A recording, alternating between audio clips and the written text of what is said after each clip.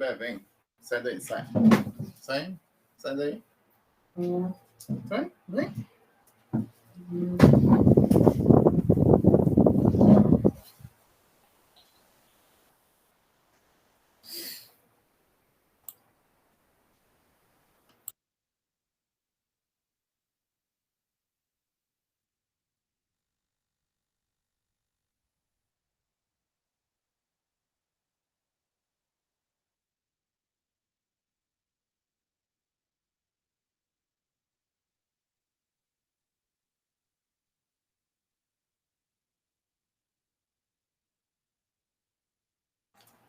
Meridiane.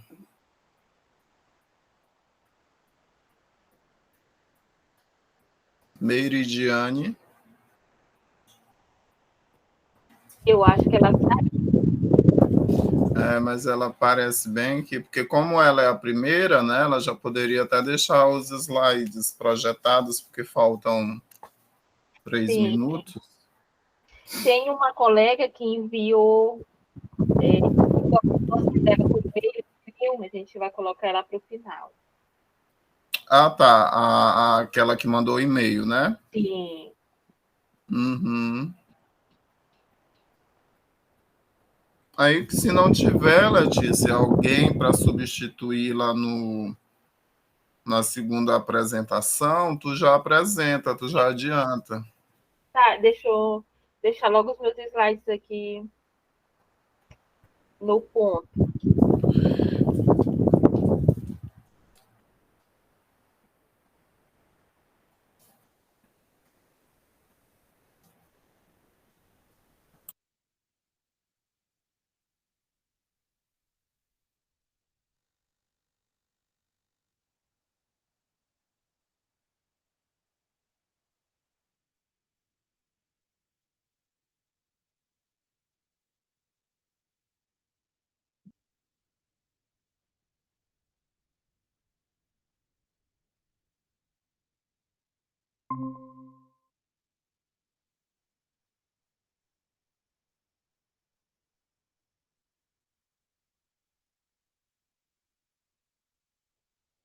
Meridiane. Bom dia, Meridiane. Acho que ela não ouve, né?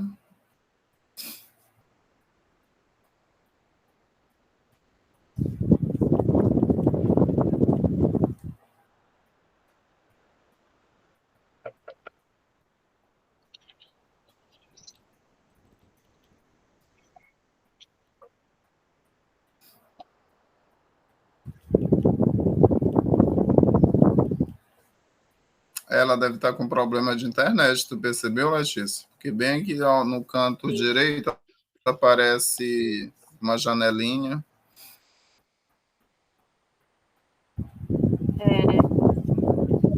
Tá aparecendo que tá sem som. Vamos perguntar aqui para ela no chat.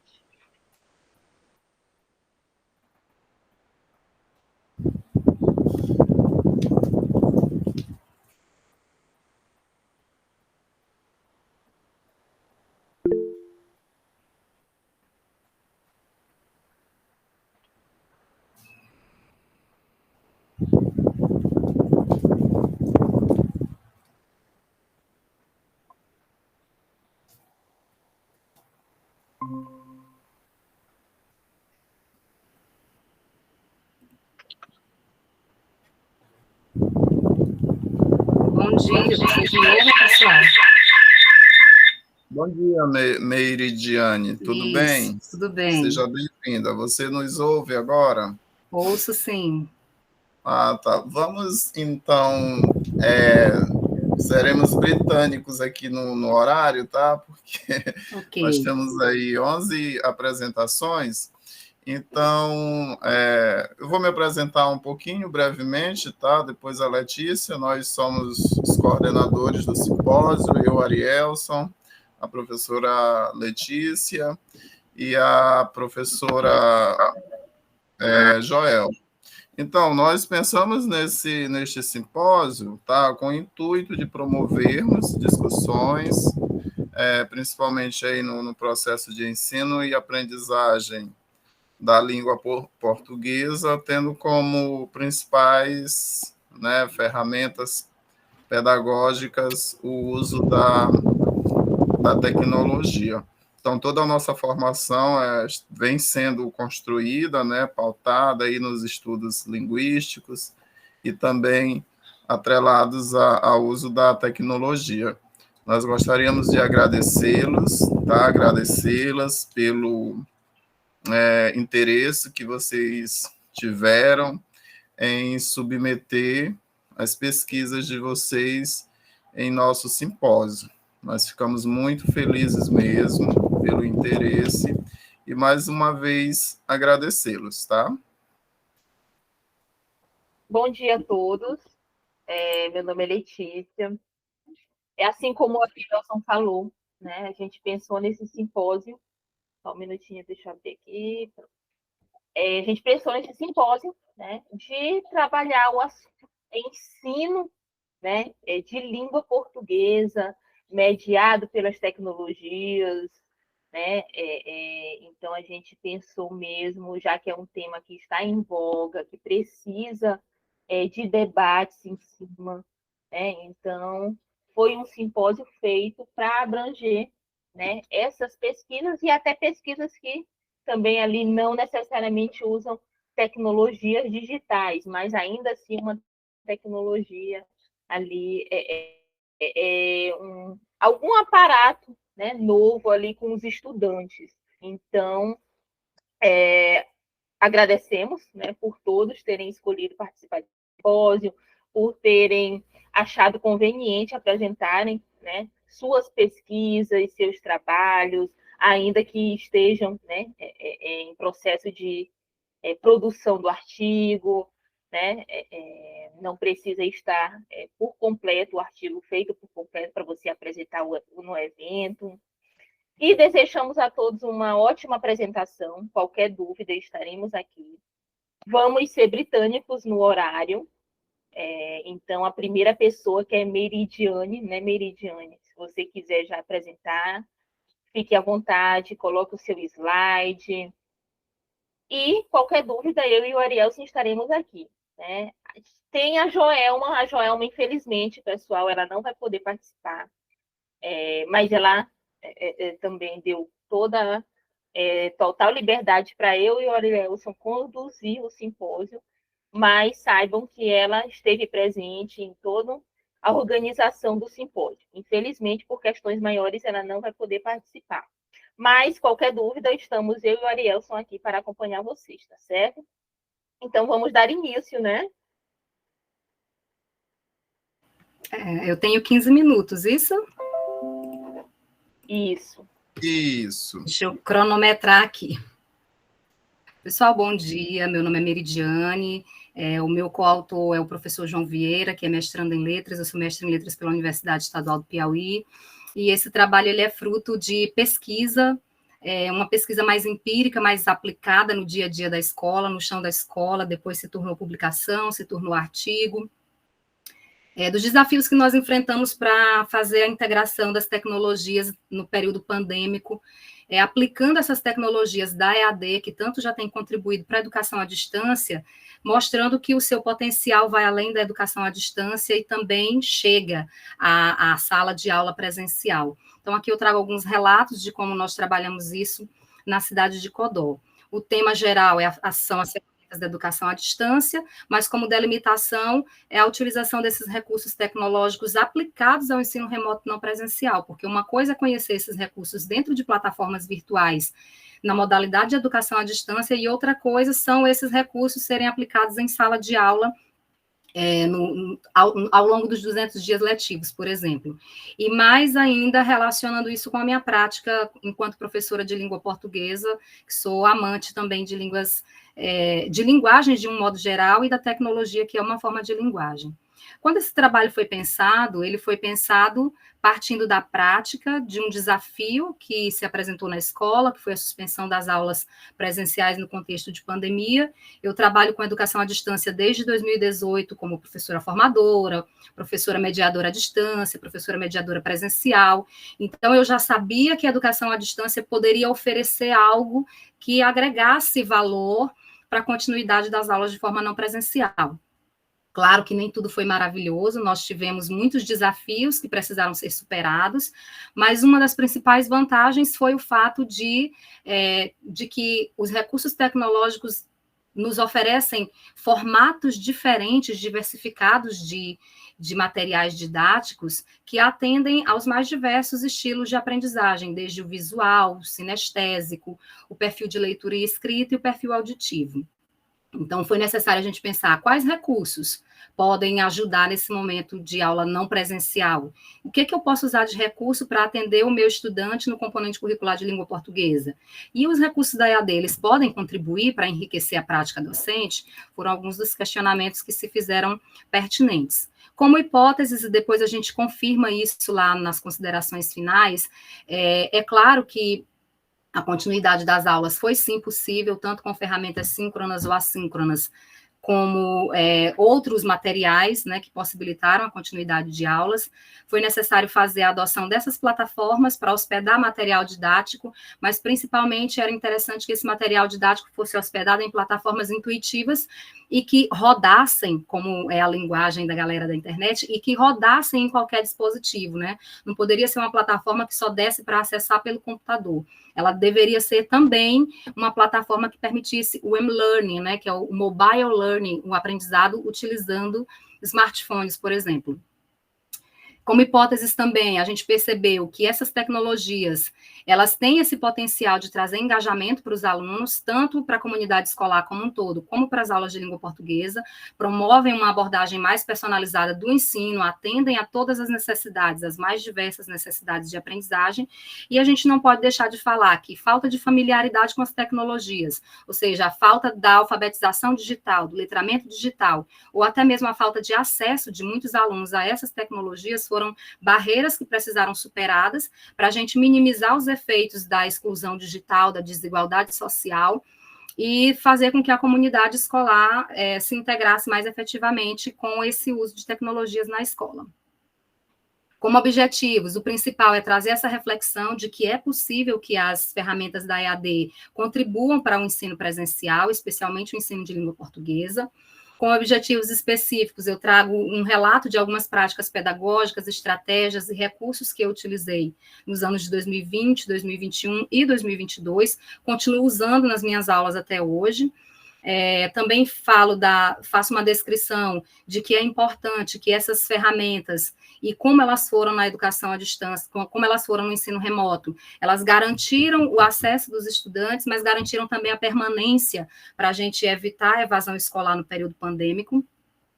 Desafios precisaram ser superados, falta de tempo hábil para a gente se preparar com formação continuada, então eu tive que preparar professores na minha escola, eu tive que oferecer formações, workshop, gravar tutoriais, e o principal é que a gente fomente o diálogo e a reflexão sobre essas potencialidades. Então, como eu já falei, foi a justificativa parte, primeiro, de uma inquietação pessoal, de saber que eu poderia intervir para que a realidade fosse mudada. Então, isso parte da minha prática pedagógica enquanto professora de educação à distância. Como relevância social, a gente sabe que essas mudanças foram muito repentinas no contexto do ensino remoto não presencial, e a necessidade de letramento digital e apropriação tecnológica e inclusão digital na escola. No aspecto acadêmico-científico, a gente percebe a necessidade de formação continuada para os professores, desenvolvimento de políticas de incentivo ao letramento digital, e é uma temática pertinente que tem como objetivo final produzir conhecimento. O contexto em que a pesquisa foi realizada foi esse contexto de suspensão das aulas presenciais na Covid-19, a adequação repentina desses processos sem tempo para a gente se debruçar sobre essas questões. Trabalhei muito com pesquisa de várias plataformas, a testagem delas e a adoção de uma que fosse a mais completa para o ensino remoto. A plataforma foi apresentada para a gestão da escola, justificada, houve formação continuada informal, né, entre os próprios colegas, né, gravando tutoriais para os colegas, tive que criar, inclusive, um canal no YouTube só para postar esse material, e a ferramenta foi muito bem acolhida pela gestão e pelo corpo docente e discente. Como fundamentação teórica, eu me baseio nos autores que tratam de tecnologias educacionais, recursos da EAD, Belloni, Berrar, Moran, Bassic, né, quando ela trata do ensino híbrido e apresenta diversas tecnologias entre as dependentes e as independentes que podem personalizar o ensino. Mark Prensky, Paul Feygrasser, que tem o conceito de nativos digitais, né, e foi um engano que a gente percebeu que, embora os nossos estudantes sejam nativos digitais, eles têm esse conhecimento digital deles é muito limitado ao uso de redes sociais de mensagem e redes sociais como Instagram e YouTube, né? Em se tratando de enviar um e-mail, comprimir um arquivo, enviar um anexo, a gente percebeu sérias dificuldades por professores e estudantes. Tenho como base a Base Nacional Comum Curricular, especificamente a competência 5, que fala da necessidade de disseminar informações, de inserção da cultura digital na escola e de fazer com que o estudante ele conheça essas tecnologias. Sobre a pertinência das ferramentas da educação à distância no ensino, eu trago Moran, onde ele diz que as coisas ainda dão errado porque os métodos tradicionais estão inadequados e que é preciso educar com novas tecnologias, isso não foi enfrentado ainda com profundidade.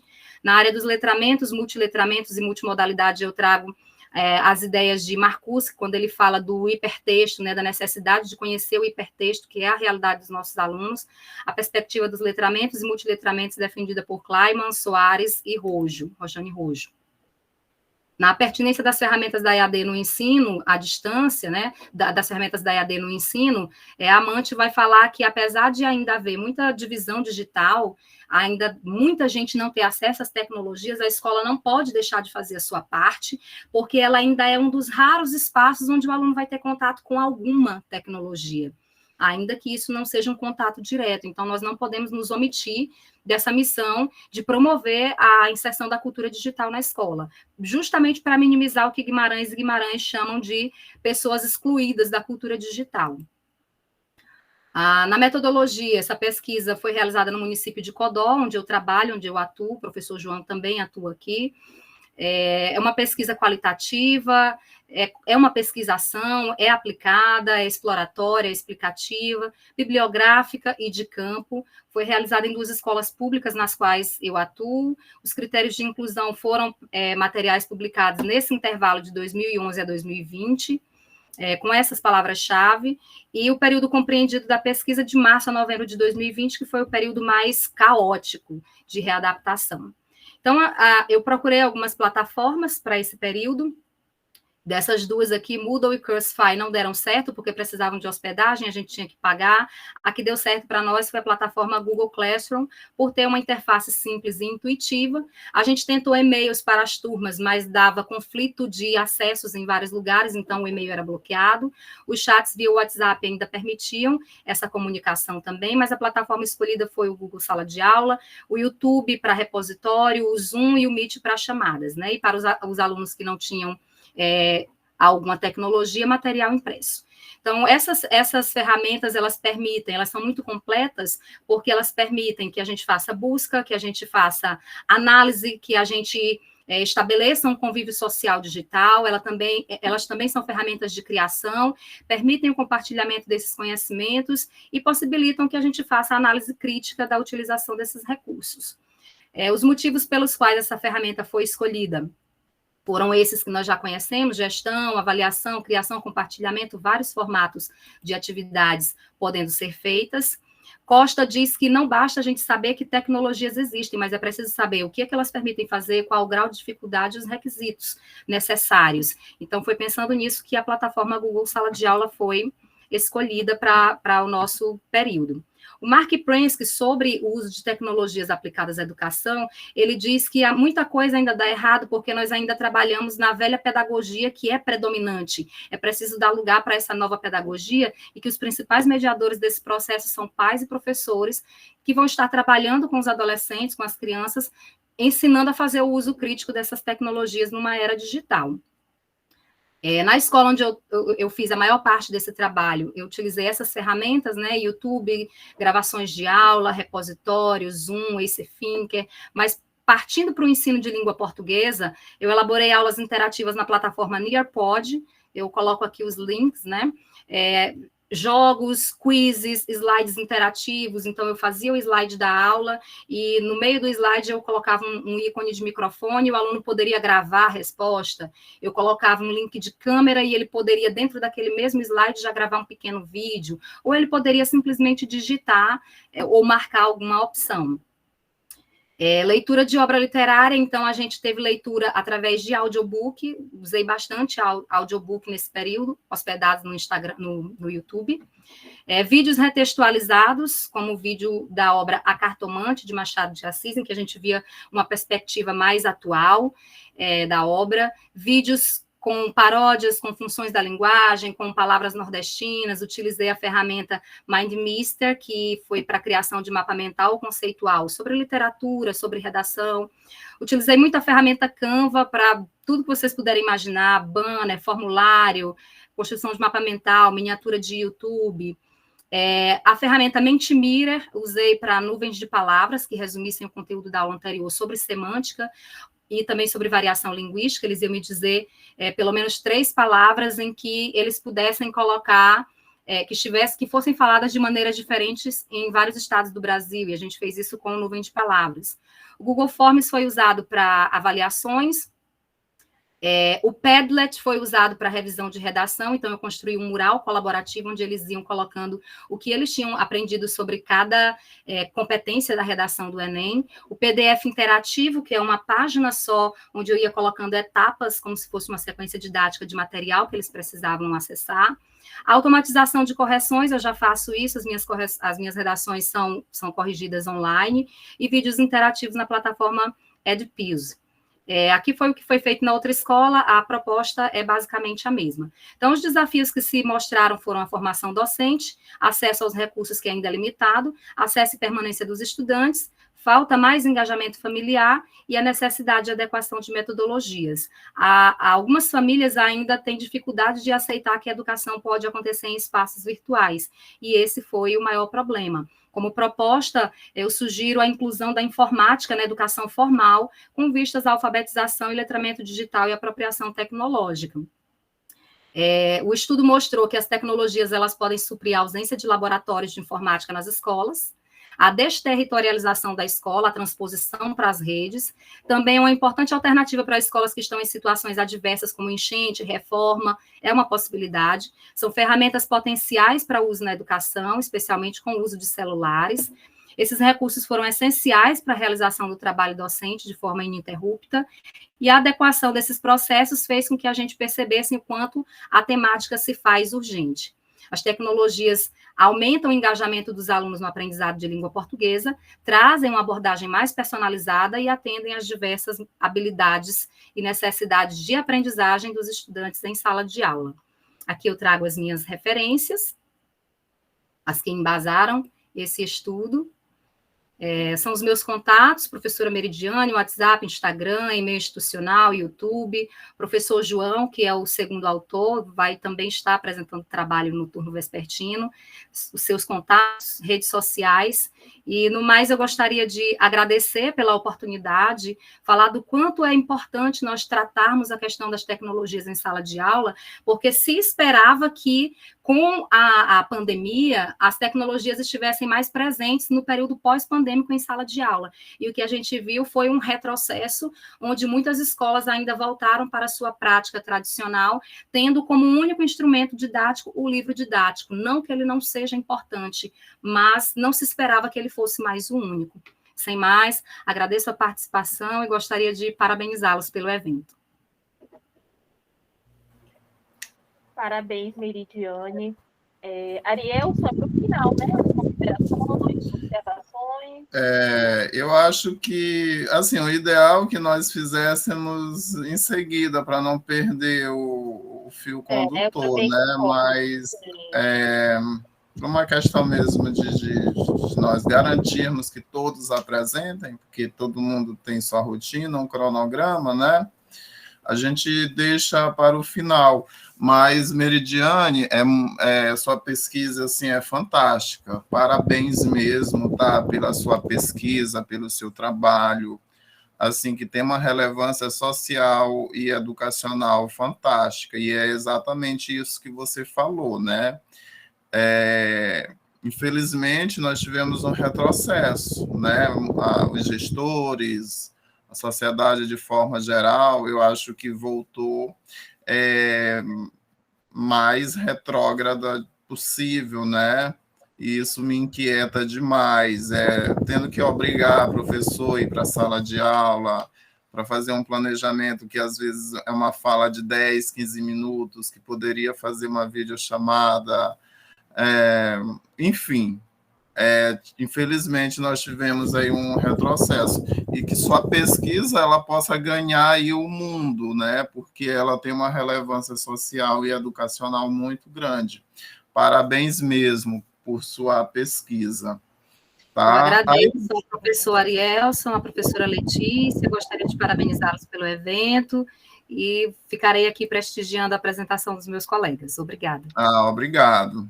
Que bom que você vai ficar, tá? Aí, pessoal, nós sugerimos que a proporção que os colegas forem apresentando, caso vocês possam pontuar alguma coisa, anotar, para que no final nós possamos fazer as discussões, né? Agora é você, não é isso, Letícia? Sim, a segunda opção, deixa eu ver aqui. Vocês fizeram, seria a Josimeire, não é isso? Eu estou aqui. Josimeire. Eu estou aqui, bom dia.